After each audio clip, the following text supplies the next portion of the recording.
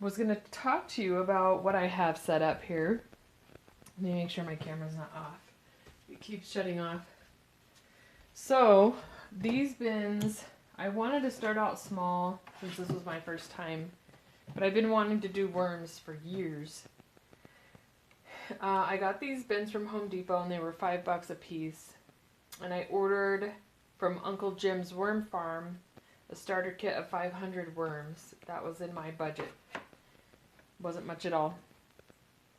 And I installed this little drain plug for the bottom compartment that holds the liquid that is gathered. It's called worm tea.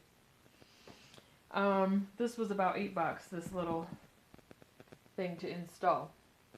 And so, when you start off your worms, I recommend you guys doing this. First, let me tell you why I'm doing this. I'm doing this because I have a small container garden on my deck of things that we plan on eating, and I don't want to treat it with pesticides or Miracle-Gro or anything like that.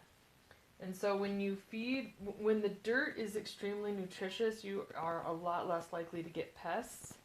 And that has been the case so far. I don't have any pests. So, this is your base bin for the tea. And I'll show you each level. I'll come in closer here. When you start your first bin, at least this is how I'm doing it, because these are manageable size for me to lift. They're just at that level where they're heavy, but I can lift each one. So I don't want to get like some giant bin that I can't handle. If I want to expand, I will just keep layering more. So in the first bin, we put, there's holes in the bottom of each of all the bins, except for this one, of course. And we start with a layer of brown paper bag shredded paper and grass clippings.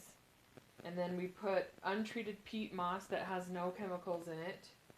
And I decided, since this quantity of worms really doesn't eat a lot of food scraps at this point, I decided to blend up, like basically, you know, in a blender, blend up my food scraps.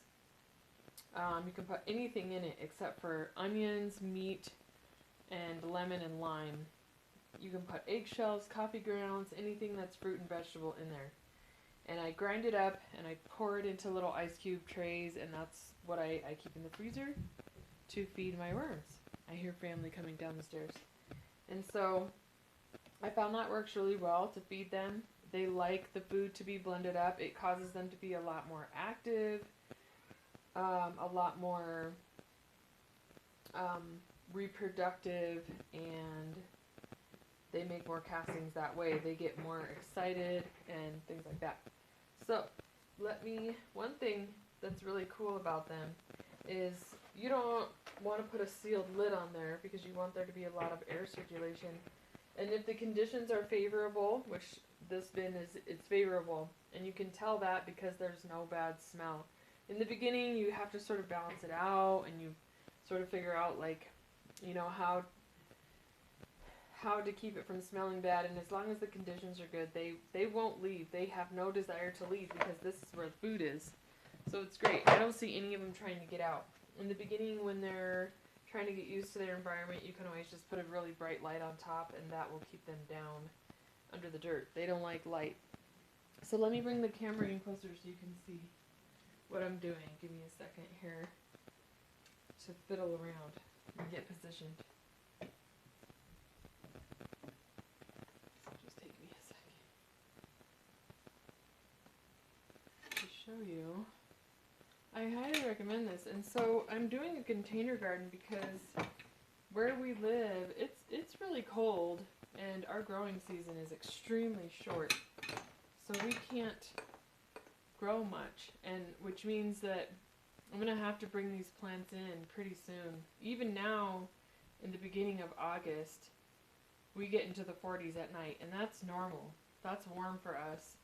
So I want to have this container garden all year. So I had already been using a light and a timer system indoors for the springtime when it was cold. So it's good to keep a moistened cloth on top of them. They say use muslin This is an old cheesecloth I just happen to have. It was brand new when I started using it, but I wasn't going to use it for anything. Don't know if there's going to be any worms right now because I did open the bin earlier, but a lot of times when you open this up, you can just see so much activity. They're not there right now, but usually they are just all over the place, and they'll scatter, and you can see these are where I place the ice cubes in there, and periodically we water this to keep it moist, and the moisture runs down into the base level, and that's what makes your worm tea. And we dilute it in a 10-to-1 ratio to use as fertilizer with the plants. And it has made a huge difference in the growth of my plants. My plants are so strong and healthy, and they're really doing well. So, this is my second bin. What I did in the first bin, I talked about the bedding. We did that in both bins. But in the first bin, to prevent us from harming any worms or spending a lot of time picking the worms out of the bin that we want to harvest when we feel like they've made enough castings for us to use. But we plan on using that dirt as a top layer to replenish our soil every so often. And instead of, buying new soil or whatever, this is how you can replenish your soil. And you can share this with friends. That's a great part. So what we do is, after a time where we feel like we're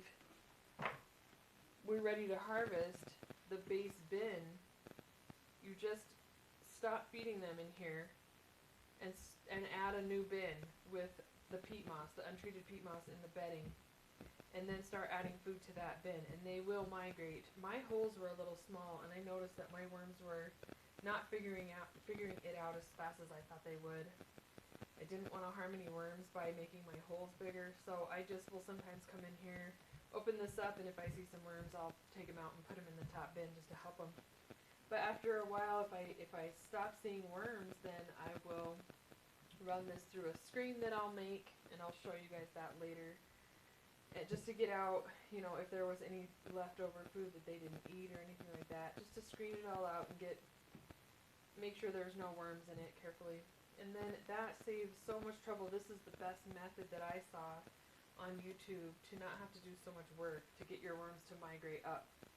So if I want to increase my population, since they really don't eat that much food, I can just add more and more bins if I want, and always keep that base bin kind of like the emptiest, I guess, if you want to put it that way, so that that's the bin that you're going to harvest. So you want them, don't put food in there so that you can get them to come out. This has been so neat and manageable. I mean, these are just heavy enough that I can lift them. They're heavy, but I can do it. So I wouldn't want any bigger bins. But here is the tea bin. See if you can see that. You can't see it very good.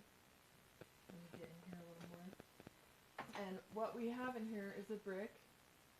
And you want to get a brick, not wood. You want something that has texture to it, not smooth, so that, if the worms come down here, which they do periodically, they'll have a way to crawl back out. There's a baby worm right here. Oh my gosh, let me get it for you. Let's see if I can show you. I bet you can't see that. I wonder if it's in the light. You probably can't see that. You can't see it. It is so tiny. I bet you can't see that at all. It's a tiny baby. Yes, it's alive. It's moving. Aww. So, we'll put that up here in the top. We don't want him to be alone. He's down there by himself. So that way they can crawl back up through the holes and get back up to the food. And not get stuck down here and die and drown and things like that. So I highly recommend this. It was so inexpensive to get this set up. It was so easy. I'm really happy with how easy it is to work with, because composting here, not only do we have a lot of wild animals in our area, but I don't have a yard. And the season is so short that I just can't compost all year round. And I don't have the strength anymore. These worms can do all the work for me. So, if you guys have any questions, feel free to ask me. I'd love to, help you get started or show you resources. I have resources to share with you that I could tell you about, and yeah, I recommend it.